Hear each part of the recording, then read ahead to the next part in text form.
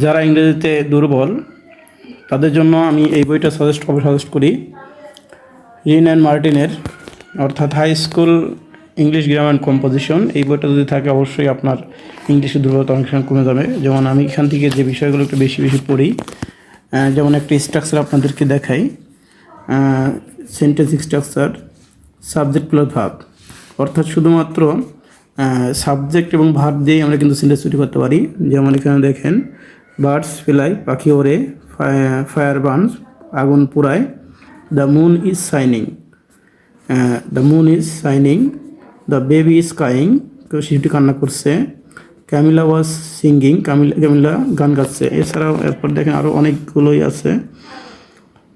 Subject plus verb plus complement, this is a pen, এই একটি pen, দেখেন যে কমপ্লিমেন্ট হিসেবে পেন ব্যবহার করা হয়েছে। এছাড়াও ইডিয়ম ফেসগুলো বেশি করে পড়তে পারেন। যেমন বেক মানে ভাঙা, হি broke down the middle of the space. এমন দেখেন আরও অনেকগুলো আছে। যেমন এখানে কাম মানে আসা, he did this, come out, happen কোনো ঘটনার ক্ষেত্রে আমরা কামটা ব্যবহার করি। কাই মানে কান্না করা। এভাবে আমরা অনেক শব্দ ব্যবহার করতে পারবেন।